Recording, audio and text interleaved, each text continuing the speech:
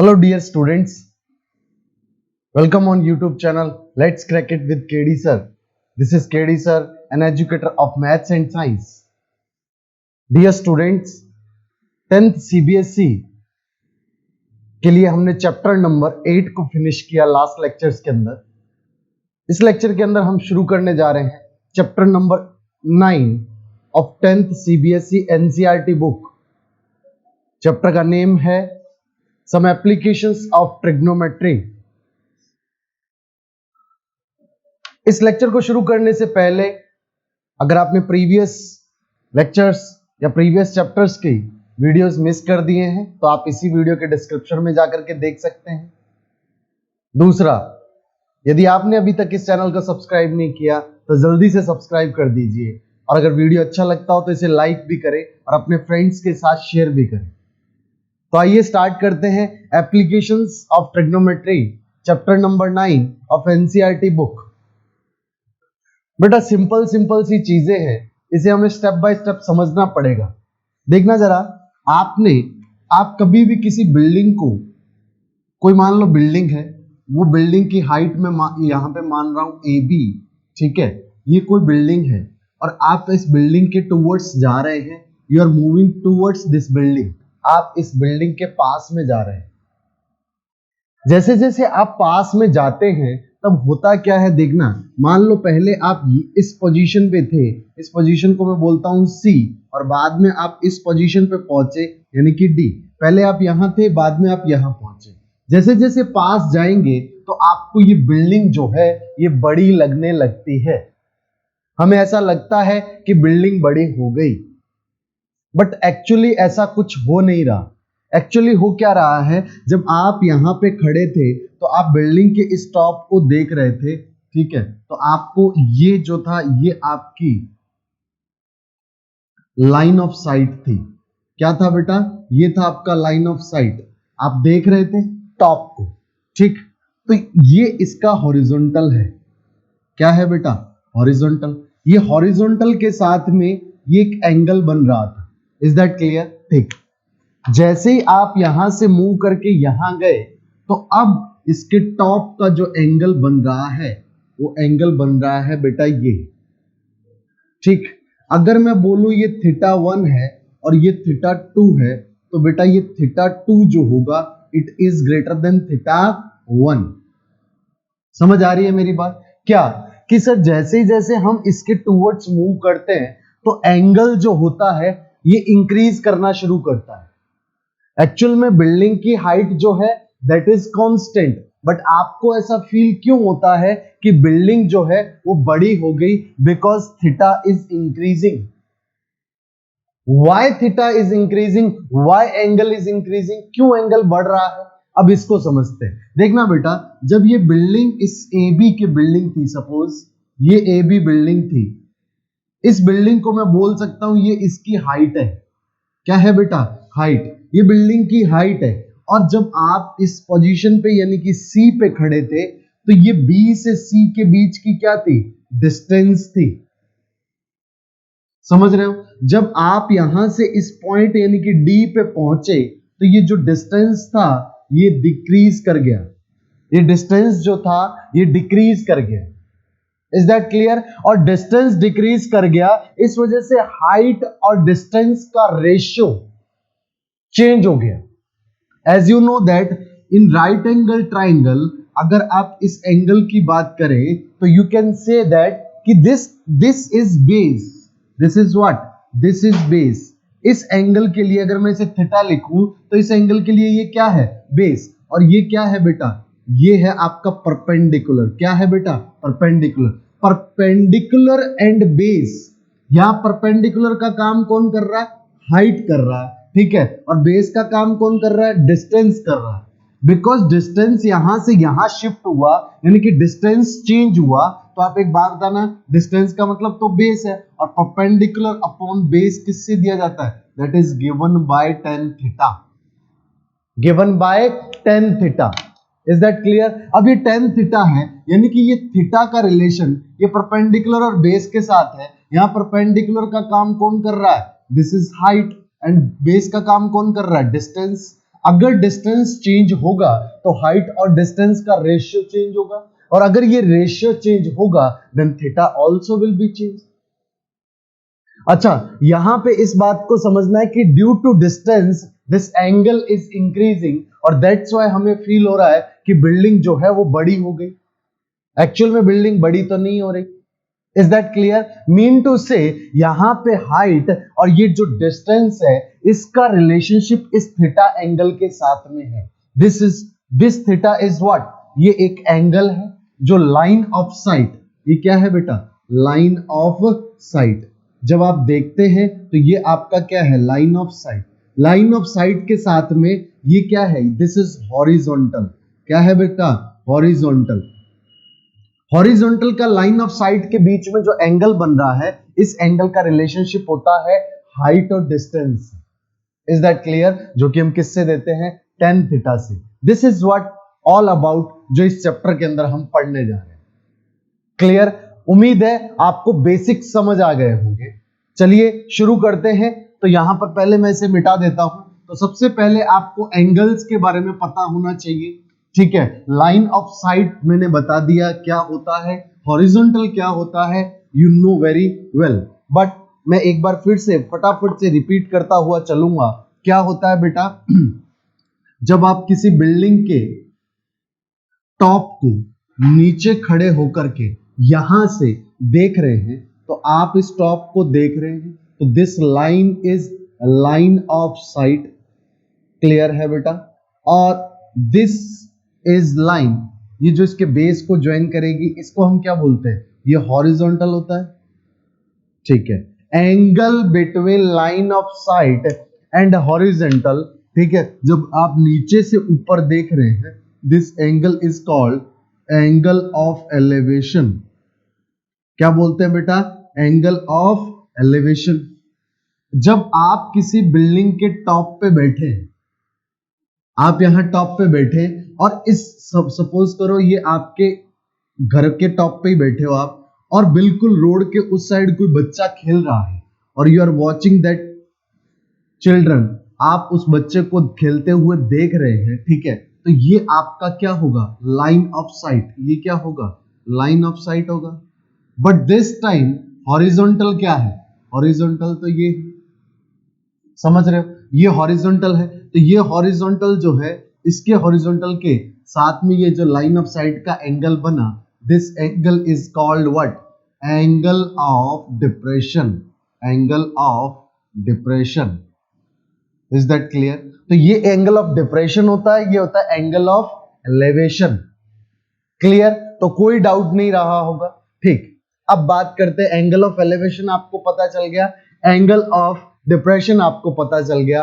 Horizontal किसको लेते हैं? हॉरिजॉन्टल ये बेस हो सकता है। Either you can say that कि यहां से जब लाइन ऑफ साइट नीचे की ओर है, तो इस लाइन से इसके बिल्कुल पैरेलल जो लाइन होगा, that line is called horizontal. तो ये हॉरिजॉन्टल होगा। हॉरिजॉन्टल और लाइन ऑफ साइट के बीच में एंगल बनेगा।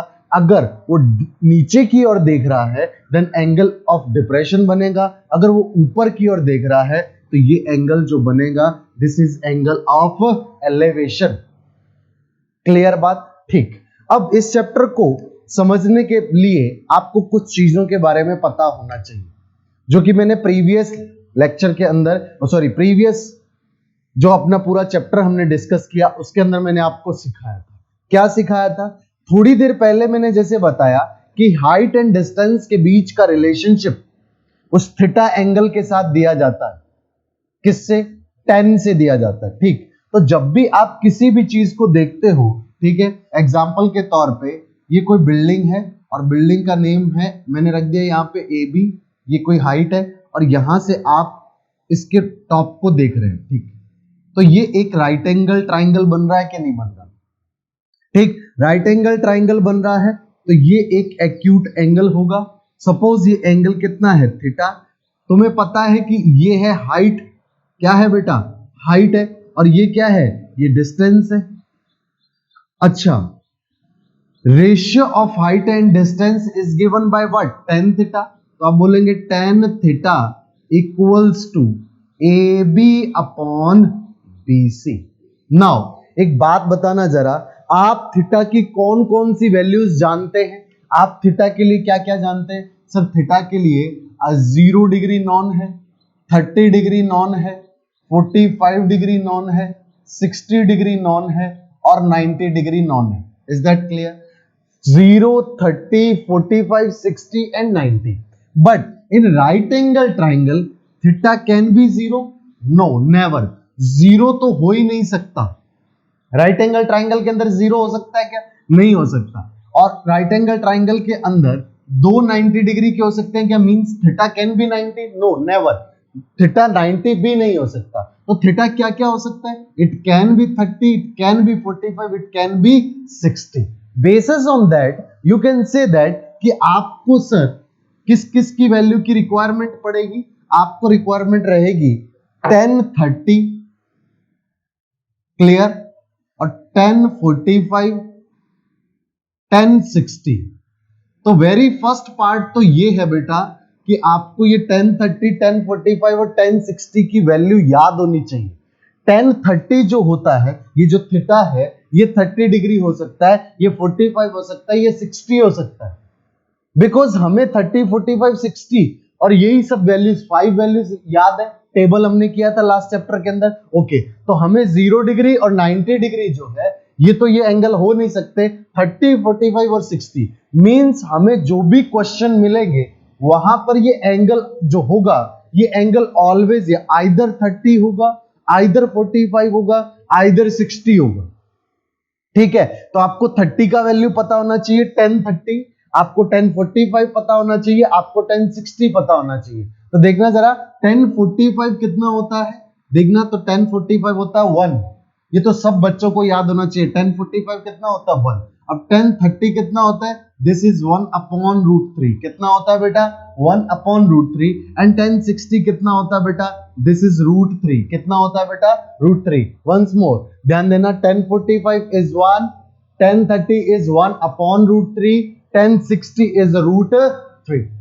Is that clear? तो आपको 10 की ये वैल्यूज पता होनी चाहिए। क्लियर? अब 10 की अगर आपको ये वैल्यू पता है, and 10 is given by height upon distance, यहां पे ये भी बोल सकते हैं थीटा के अपोजिट साइड जो होती है अपॉन यहां पर बेस, परपेंडिकुलर अपॉन बेस किससे दिया जाता है? 10 से दिया जाता है। Is that clear? और 10 की वैल्यूज थीटा की वैल्यूज 30, 45, 60 के अलावा कुछ दे ही नहीं सकता। ठीक, तो अब हम थोड़ा सा एग्जांपल, सेकंड इसका जो इंपॉर्टेंट पार्ट है एग्जांपल्स को शुरू करने से पहले एक बात यहां पर आपको ध्यान रखना है कि जब भी आप इस चैप्टर को करेंगे तो आपको क्वेश्चन की जो लैंग्वेज है, यानी कि क्वेश्चन पढ़ के उसको इंटरप्रेट करना आना चाहिए। और वो आपको पता है, इंटरप्रिटेशन आपकी प्रैक्टिस पे डिपेंड करता है। आप जितना बढ़िया से प्रैक्टिस करेंगे उतना ही अच्छे से आप क्वेश्चंस की लैंग्वेज को पकड़ पाएंगे, और क्वेश्चन से जो भी क्वेश्चन में सिनारियो या जो भी सीन दे रखा है, जो भी उसने दिया है, गिवन है, उसे आप फिगर आउट कर पाएंगे। बिकॉज इस टाइप के क्वेश्चंस के अंदर फिगर बहुत इंपॉर्टेंट होता है। और अगर आप क्वेश्चन की लैंग्वेज को, क्वेश्चन जो बोल रहा है उसे इंटरप्रेट नहीं कर पाएंगे तो आप फिगर आउट नहीं कर पाएंगे। और अगर आप फिगर आउट नहीं कर पाएंगे तो आपको भले कितनी भी कैलकुलेशन आती हो, आप कभी भी उस क्वेश्चन को सॉल्व नहीं कर पाएंगे। सो मेक श्योर 10 की वैल्यूज याद होनी चाहिए, 10, 30, 10, 45, 10, 60। And second thing, interpretation of question. ठीक है, आपको पूरा जो भी सिनारियो दे रखा है उसे फिगर आउट करना है, और इसके लिए आपको more and more times practice करना पड़ेगा। ऑलवेज रिमेंबर, ये चैप्टर में 23 क्वेश्चंस है, आइदर 24 क्वेश्चंस है। ये पूरे के पूरे क्वेश्चंस जो हैं ये प्रैक्टिस पे ही डिपेंड करते हैं। आप इसे 3-4 बार प्रैक्टिस कीजिए, 100% आपके एग्जाम में 3 से 4 मार्क्स का क्वेश्चन आते हैं इस चैप्टर में से, आप आसानी से कर ले जाएंगे। आ रही है बात समझ? तो आइए शुरू करते हैं एग्जांपल्स के साथ, आपको चीजें और क्लियर होंगी। सबसे पहले मैं एग्जांपल पढ़ दे रहा हूं। अ tower stands vertically on the ground. जैसे ही मैंने ये फर्स्ट लाइन पढ़ी तो मेरे को क्या समझ आया? अ tower is stand vertically on the ground. तो आप एक टावर बना लेंगे, उस टावर का एक नाम भी रख लेंगे। ठीक है, और ये टावर वर्टिकली स्टैंड कर रहा है। ठीक है, तो आप वर्टिकली ग्राउंड पे उसे स्टैंड कर देंगे। क्लियर? क्योंकि आपको फिगर बनाना है। ठीक, तो आप सबसे पहले एक टावर बना देंगे, ये टावर का नेम भी रख देंगे AB। ठीक है, example number 1 NCERT book chapter number 9 application, some applications of trigonometry. AB आपको एक वर्टिकली स्टैंड दे रखा है, क्या, टावर। ठीक, नेक्स्ट बोल रखा है from a point on the ground which is 15 metre away from the foot of the tower. Foot of the tower से 15 मीटर अवे पे एक पॉइंट है। ओके, तो एक पॉइंट ले लो, इसका फुट कहां है, ये रहा, इसके फुट से 15 मीटर अवे, तो आप 15 मीटर अवे ले सकते हो, ये रहा 15 मीटर, ये पॉइंट है। ठीक है, क्या बोल रहा है, the angle of elevation of the top of the tower, इस पॉइंट से angle of elevation of the top of the tower, तो टॉप ऑफ द टावर का जो यहाँ पे एंगल ऑफ एलिवेशन बन रहा है दैट इज व्हाट 60 डिग्री। कितना दे रखा है बेटा, 60 डिग्री। क्लियर, आप रीड आउट कर सकते हैं, angle of elevation of the top of the tower is found to be 60 degree. Then you have to find the height of the tower. आपको इस टावर की हाइट फाइंड करनी है। आपको क्लियरली दिख रहा है कि हाइट का मीनिंग क्या है, AB, और इसे हमें फाइंड आउट करना। जैसे ही आप सॉल्यूशन स्टार्ट करेंगे तो आप बोलेंगे triangle ABC, in triangle ABC क्या आप बोल सकते हैं 10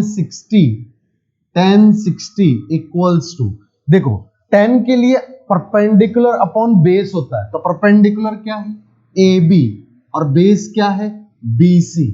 इज दैट क्लियर?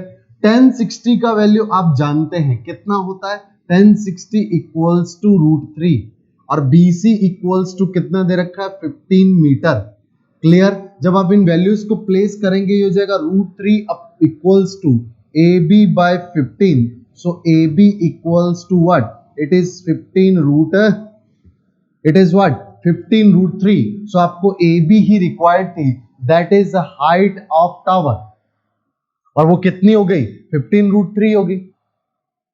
आप यहां से एक चीज ऑब्जर्व करें, आपको एक साइड नॉन था, ठीक, और दूसरा साइड आपको फाइंड आउट करना था, और ये एंगल गिवन था। तो ये एंगल के लिए इन दोनों के लिए रिलेशनशिप क्या होता है, 10 से होता है, तो 10 60 equals to AB upon BC। इन दोनों में से एक साइड गिवन है BC, ठीक, और ये 10 60 ये एंगल गिवन है, तो ये एंगल आपको नॉन है, एक साइड नॉन है, तो दूसरी साइड आप इजीली फाइंड आउट कर लेंगे, because you know the value of 10 60, because you know one side BC, you know, then you can easily find AB. Is that clear? Next question देखेंगे तो आपको और अच्छे से चीजें समझ आएंगी। मैं नेक्स्ट क्वेश्चन पढ़ देता हूं। यहां बोल रखा है एन इलेक्ट्रिशियन, हालांकि इसमें आपको फिगर दे रखा, बोल रहा है कि an electrician has to repair an electric fault on the pole of height 5 metre. एक 5 मीटर हाइट का एक पोल है, उसके ऊपर कोई फॉल्ट आ गया है, उसे इलेक्ट्रिशियन रिपेयर करना है उसे। She needs to reach a point 1.3 metre below the top of the pole. आपको जो उसका फॉल्ट रिपेयर करना है वो टॉप से 1.3 मीटर बिलो करना है, ठीक है। और क्या बोल रहा है, what should be the length of the ladder that should use which when inclined at an angle of 60 degree to the horizontal would enable her to reach the required position। अच्छा, आपको उस लेडर की length find out करनी है जिसे यहां पे horizontal पे 60 डिग्री एंगल के साथ प्लेस किया जाए, ठीक है, और वो अपनी पोजीशन पर पहुंच जाए, मींस जहां उसे रिपेयर करना है वहां पहुंच पाए। देखना जरा बेटा, आपको इस टाइप से दे रखा है, इसका नेम है, सपोज किया आपने रख दिया AB, ठीक, यहां पे इसका पूरी लेंथ कितनी है, आप बोलोगे 5 मीटर। कितनी है लेंथ, 5 मीटर। यहां पे ऊपर से एक 1.3 मीटर नीचे, 1.3 मीटर नीचे पॉइंट है C। Is that clear? अच्छा, यहां पे आपको पहुंचना है तो स्वाभाविक सी बात है, यहां पे उसने एक लेडर रखी, लेडर, ठीक है। अच्छा, आप मान लो ये पॉइंट D पे रखिए, और वो बोल रहा है कि हॉरिजॉन्टल के साथ में इसने एंगल बनाया है। कितने डिग्री का एंगल बनाया है, दिस एंगल इज 30 डिग्री, 30 है और 60 डिग्री, सॉरी, कितने डिग्री का दे रखा है angle, 60 degree. You have to find the length of ladder, CD find out करना। क्लियर? आपको CD फाइंड आउट करना है। ओके सबसे पहले तो मेरे को एक बात बताओ, राइट एंगल ट्राइंगल कौन सा दिख रहा है? आपको दिख रहा होगा BCD एक ट्राइंगल है, राइट एंगल एट बी दिख रहा है कि नहीं दिख रहा? बिल्कुल। तो आपको right angle triangle at B दिख रहा है, तो आप सबसे पहले तो BC को फाइंड आउट करो। तो जैसे ही सॉल्यूशन स्टार्ट करेंगे तो फर्स्ट थिंग आप बोलेंगे BC equals to AB minus AC। Whole AB में से अगर AC को सब्ट्रैक्ट कर दिया जाए तो we will get BC। Okay तो now AB is what? AB is 5, subtract किया 1.3 तो we will get 3.7 metre. BC is what? 3.7 metre. अच्छा BC आपको मिल गया, क्लियर? आपको फाइंड आउट करना है CD, मींस ये साइड आपको नोन है और इसे आपको फाइंड आउट करना है। अच्छा for this angle this is perpendicular, this is what? Perpendicular, ठीक। और this is what? This is hypotenuse, clear? Now perpendicular, hypotenuse and this angle is not, तो perpendicular और hypotenuse के बीच का रिलेशनशिप किससे दिया जाता है? ट्रिग्नोमेट्रिक रेशियोज को याद करो, पंडित बद्री प्रसाद हर हर बोले, ठीक? तो ध्यान देना, पंडित बद्री प्रसाद हर हर बोले। तो ये क्या हो गया? P by H। P by H क्या होता है? परपेंडिकुलर अपॉन हाइपोटेन्यूज कौन देता है? साइन से। तो आप बोलेंगे sine 60 equals to BC upon CD। Clear? BC upon CD, मैं इसे साफ कर दे रहा हूं। BC upon CD, sine 60, sine 60 का वैल्यू कितना होता है? तो हमें जानते हैं कि साइन 60 इक्वल्स टू होता है √3 अपॉन 2, होता है कि नहीं होता? ठीक है। और आप यहां पे BC भी जानते हैं, BC कितना? 3.7, ठीक। जब आप यहां पे वैल्यूज रखेंगे ये हो जाएगा √3 upon 2 equals to 3.7 upon CD। You required CD, so CD equals to हो जाएगा, CD को उधर ले जाएंगे, 2 को इधर मल्टीप्लाइड में, 3.7 इंटू 2 अपॉन में √3, ठीक। 3.7 का डबल करोगे तो this will be 7 2 14, CD is equals to 7.4 upon √3। √3 का वैल्यू कितना है? √3 is equals to 1.73। Always remember, अगर आपको क्वेश्चन में गिवन है √3 का value, then you will place, either आप उसे स्प्लिट कर देंगे, वहीं पे छोड़ देंगे, लेकिन ये √3 जो डिवाइड में है इसे रैशनलाइज करना पड़ेगा, √3 का ऊपर नीचे मल्टीप्लीकेशन कर देंगे, ठीक है। आइदर आप यहाँ पे √3 का वैल्यू दे रखा तो आप इसे डिवाइड करेंगे तो CD इक्वल्स टू 7.4 अपॉन 1.73, यहां से ऊपर आया 100 और यहां से आया नीचे कितना? 10।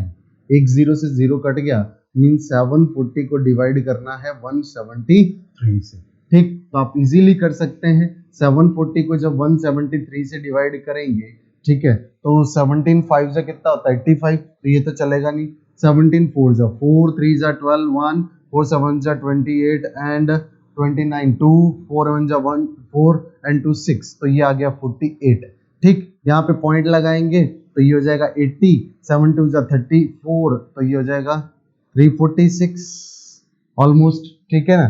6 7 4 जा, हाँ बिल्कुल ठीक है। तो ये हो जाएगा, यहाँ पे 10 में से 6 गया कितना आया? 4, 7 में से 4 गया तो ये कितना आया? 3, और यहाँ पे 4 में से 3 गया तो ये आया 1, पॉइंट लगा हुआ है 40, ठीक है। ऑलमोस्ट यहाँ पे 7 आएगा, ऑलमोस्ट 4.27, तो आप बोल सकते हैं CD इज इक्वल टू 4.27, ये अप्रॉक्स है, ठीक है। जो भी है आपका क्या है? अप्रॉक्स। Is that clear? आप इजी से आंसर निकाल सकते हैं, आपको एक साइड नॉन था, ये साइड निकालना था। क्लियर बात?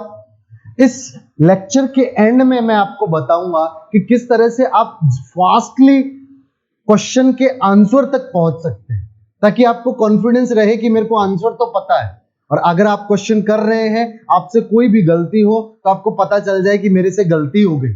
Is that clear? लास्ट में हम देखेंगे, बट उससे पहले कुछ एग्जांपल्स और कवर करते हैं। एग्जांपल नंबर 3, मैं एग्जांपल नंबर 3 को रीड आउट कर देता हूं। एन ऑब्जर्वर, सॉरी, पहले लास्ट एग्जांपल के अंदर ये भी पूछ रखा था, how far from the foot of the pole should be the place the foot of the ladder. Ladder का जो फुट है, यानी कि D पे जो प्लेस किया है, ये इस B से, यानी कि इस पोल के जो फुट है उससे कितना फार है, यानी कि कितनी डिस्टेंस है, means you required to find BD, आपको बीडी भी फाइंड आउट करना है। ठीक, तो यहां पर अगर आपको बीडी भी रिक्वायर्ड है तो क्लियरली इसे मैं एक बार के लिए मिटा दे रहा हूं। तो बीडी अगर आपको चाहिए तो यू नो दैट कि आपके इस एंगल के लिए ये जो बीडी है ये क्या है, बेस है। क्या है बेटा, बेस। और बेस और परपेंडिकुलर के बीच का रिलेशनशिप कौन देता है, 10, means you can say that tan 60 equals to BC upon BD। अच्छा, tan 60 कितना होता है, that is √3 and BC you know कितना है, 3.7 and BD you have to find out. So BD, so ये हो जाएगा BD is equals to 3.7 upon √3। Is that clear? अच्छा, BD आपको मिल गया। अब आप इसको बोल सकते हो 37 अपॉन 10, √3 का वैल्यू 1.73 रखिए, यहाँ पे 100 आएगा। ठीक, एक cancel out, means this time आपको 370 को 173 से डिवाइड करना। ठीक है, पिछला आपको याद होगा CD फाइंड आउट किया था हमने, 740 को डिवाइड किया था 1.173 से। क्लियर? तब आपको मिला था answer 4.27 approx. Clear?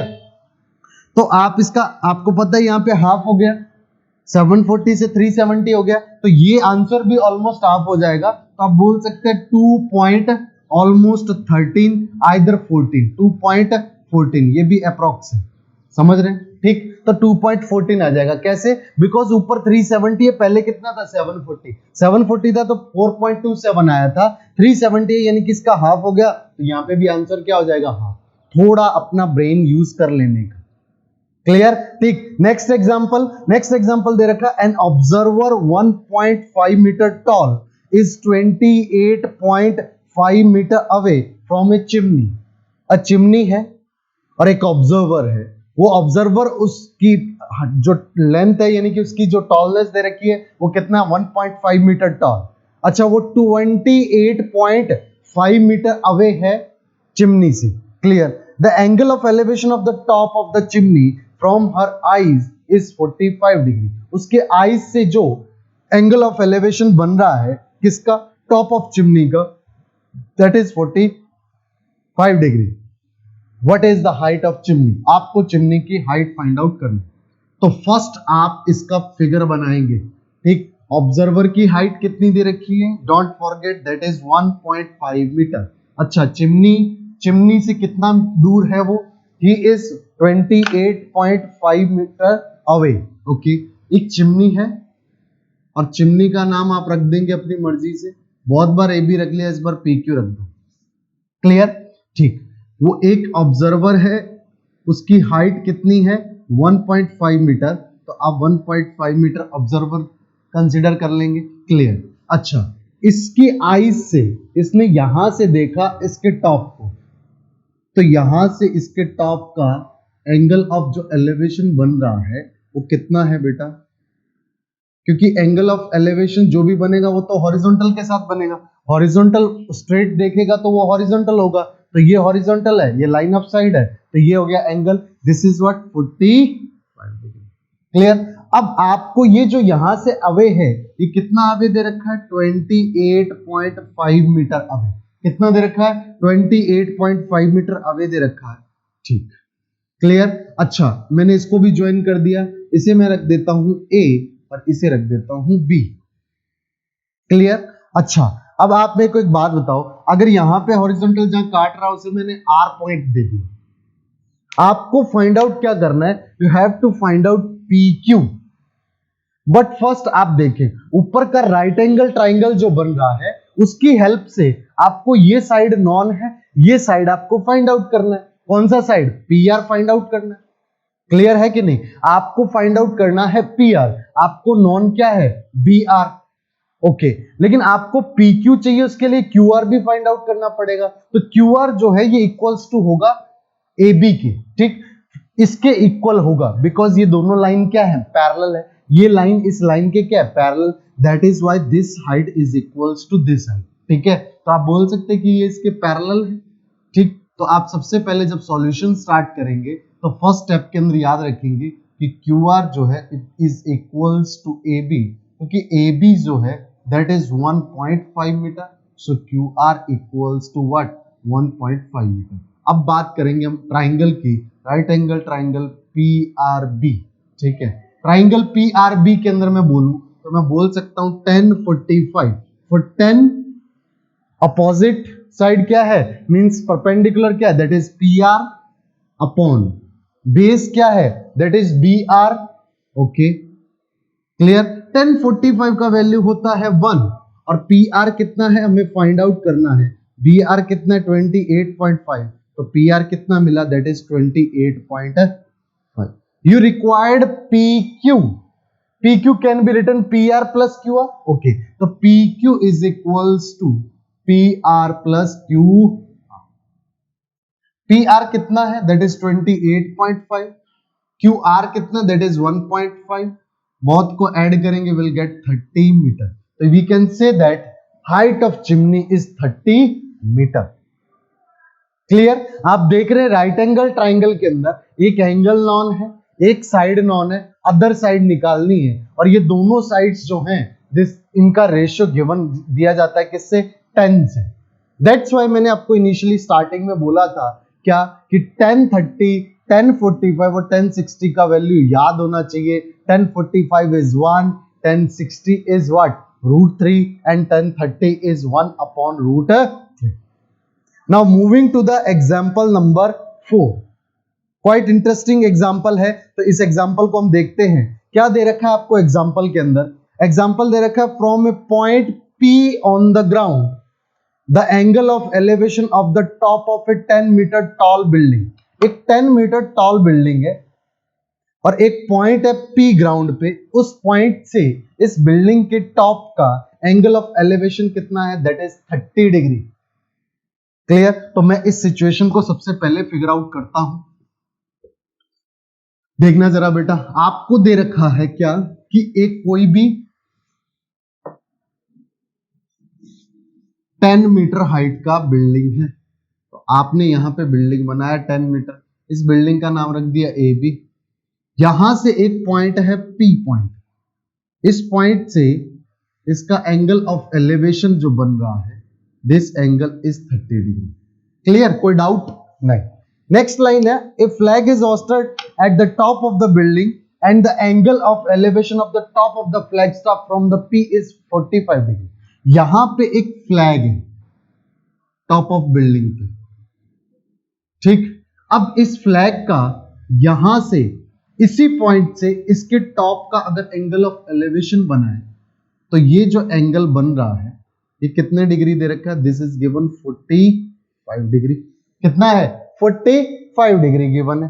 Find the length of the flag stop and the distance of the building from the P। आपको इस P से इस बिल्डिंग की डिस्टेंस निकालनी है, दैट इज BP, एंड आपको इसकी हाइट फाइंड आउट करनी है। तो आप इसे बोल सकते हैं कि ये पॉइंट होगा आपका C, means you have to required AC and BP। Clear. First हम यहां पर देखेंगे, हमें अगर AC निकालना है, आइदर BP भी निकालना है, तो आपको दिख रहे होंगे दो राइट एंगल ट्राइंगल दिख रहे हैं। एक राइट एंगल ट्राइंगल है ABP और दूसरा राइट एंगल ट्राइंगल है CBP।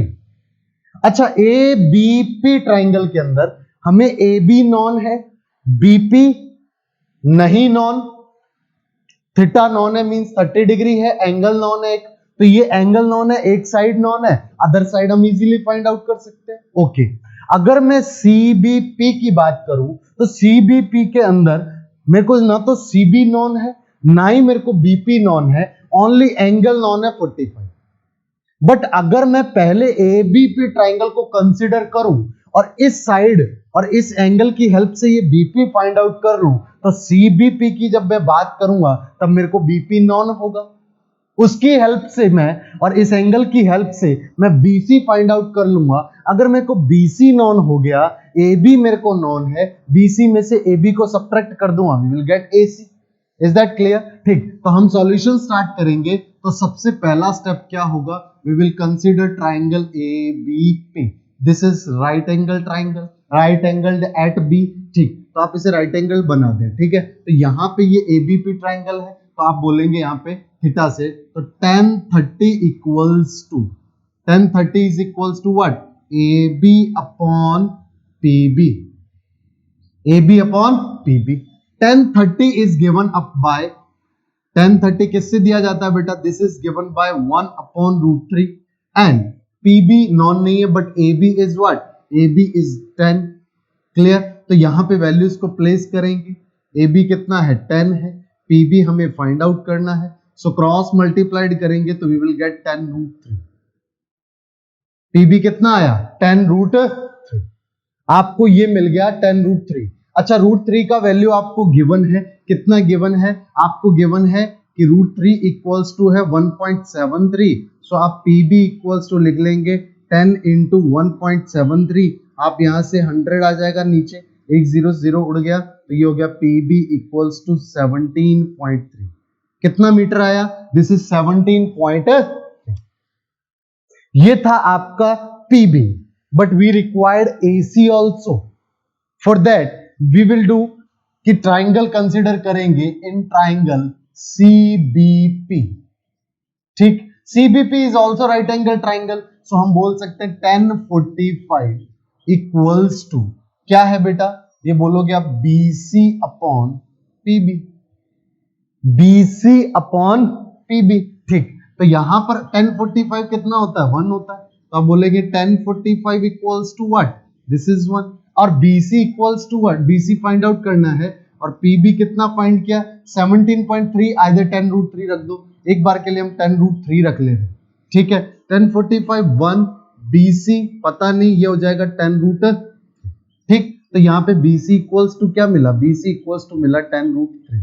आप बोल सकते हैं 10√3 को आपने कैलकुलेट किया था, कितना आया था? 17√3। Means BC is equals to 17√3। Clear? अच्छा, ये 17√3 है और ये AB कितना है? That is 10। कितना है बेटा? 10। तो आप यहां से क्या बोलेंगे? आपको नॉन फाइंड आउट करना है AC, तो आप बोलेंगे AC equals to BC minus AB। पूरे BC में से अगर AB सब्ट्रैक्ट कर दो हमें AC मिल जाएगा। ठीक, तो AC इक्वल्स टू होने वाला BC कितना है? 17.3 एंड AB कितना? That is 10। You will get 7. This flag is 7.3। ठीक, 7.3 मीटर। अगर यहां पे आप 2 कंसीडर कर लेंगे तो ये 70, यहां पे वैल्यूज कितनी? 1.732 करेंगे तो ये 17.32 आ जाएगा, यहां से 7.32 आ जाएगा। क्लियर? कुछ नहीं, लास्ट में एक डिजिट मैंने नहीं लिखा था, वो डिजिट क्योंकि मैंने इसे 1.73 कंसीडर किया था, बुक में 1.732 दे रखा। क्लियर? ये था आपका एग्जांपल नंबर 4, आज का लास्ट एग्जांपल। लेकिन एग्जाम्पल तो खत्म हो गया। अभी मैंने शुरू में बोला था कि एक थोड़ा सा शॉर्ट ट्रिक बताऊंगा मैं, तो ध्यान देना, फोकस करना है यहां पे। देखना बेटा, आपको एक चीज नॉन है क्या कि सर 1045 जो होता है ना वो होता है 1। क्लियर?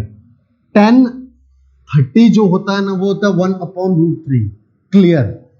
समझ आ रही है बात? ठीक, 1060 होता है √3। इतना तो याद है, अगर याद है तो देखना। सबसे पहले अगर आपको किसी भी ट्राइंगल में 45 डिग्री एंगल देखने को मिले तो आप समझना, अगर थीटा इक्वल्स टू 45 होगा तो आप समझो एक राइट एंगल ट्राइंगल होगा आपके पास, और राइट एंगल ट्राइंगल में अगर ये 45 है तो एक बात बताना मेरे को जरा बेटा, आप खुद बताना, अगर ये 45 है तो ये भी क्या होगा? 45। और एज यू नो दैट ये 45 ये 45 तो अपोजिट साइड्स इक्वल होने वाली है। इन शॉर्ट, अगर आप बोलें कि BC जो है वो AB के क्या होगी? इक्वल। अगर आपको ये नॉन है कि ये A है तो ये साइड की लेंथ भी कितनी होगी? A। अगर ये मान लो X है तो ये भी कितना होगा? X। अगर ये वाली L है तो ये भी कितनी होगी? L। इन शॉर्ट, जितनी AB होगी उतनी ही क्या होगी? BC। क्लियर? ठीक, अगर मैं मान लूं कि दोनों ही A है तो आपका AC क्या होने वाला? दिस इज √2A, यानी कि ये दो साइड्स तो इक्वल होंगी और ये जो AC होगा ये √2 टाइम्स हो जाएगा। क्या हो जाएगा बेटा? √2 टाइम्स। समझ रहे हैं बात? ठीक, अगर मैं बात करूं कि sir theta equals to 30 degree हो जाए तब क्या होगा?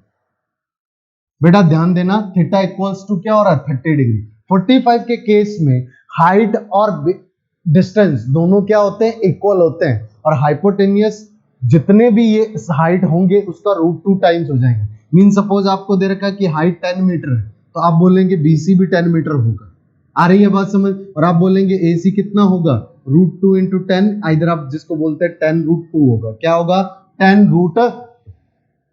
ये था आपका क्वेश्चन। थीटा इक्वल्स टू 45 हो तब, थीटा इक्वल्स टू जब 30 हो तब क्या करना होता है, ध्यान देना।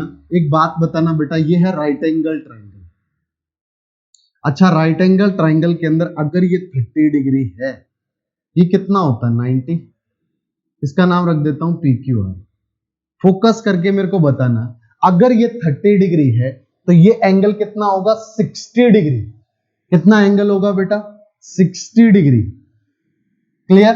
अब आपको ये 30 नॉन था, क्योंकि 30 plus 60 90, 90 plus 90 180। Bye angle sum property अगर ये थीटा 30 डिग्री है तो ये कितना हो जाएगा 60। अगर आपको 30 के अपोजिट साइड पता थी, 30 के अपोजिट साइड कितनी है, अगर ये A है, समझ रहे हो, अगर ये नॉन थी और इसे आप फाइंड आउट करना चाहते हो, तो ये 30 के सामने A है तो 60 के सामने क्या होगा, √3a। समझ आई बात? देखना जरा क्या कि 30 के सामने अगर A है तो 60 के सामने हो जाएगी √3a। A से मीनिंग कुछ भी हो सकता है। सपोज ये 50 है तो ये हो जाएगा 50√3। समझ रहे हो? जैसे अभी एक क्वेश्चन के अंदर आया था, ये कितना था 10, तो ये कितना हो जाएगा 10√3। 30 के सामने अगर 10 है तो 60 के सामने हो जाएगा 10√3। क्लियर? ठीक। और ये PR जो है ये क्या होने वाला है, ये 30 के जो भी अपोजिट साइड होगी उसका डबल, यानी कि अगर ये A है तो ये हो जाएगी 2A। जैसे कि यहां पे अगर ये 10 है तो ये कितना हो जाने वाला है 20। क्लियर? ठीक। अच्छा, यहां पर पता चल गया। लेकिन अगर सपोज करो कि थीटा आपको 60 दिया रहता, ये है मान लो PQR, ये एंगल 60 है, ये एंगल 60 है, ये 30। अच्छा, ये 30 है तो ये 60 होता है, ये 60 है तो ये 30। इस बार आपको 60 के अपोजिट साइड नॉन है। अपोजिट साइड मान लो ये कितनी है A, 60 के अपोजिट A है। यहां पे क्या थी 30 के अपोजिट A थी। अगर 60 के अपोजिट A है तो 30 के अपोजिट क्या होगी A/√3। फिर से एक बार, अगर 30 के सामने वाली A है तो 60 के सामने वाली √3 टाइम्स होगी A का।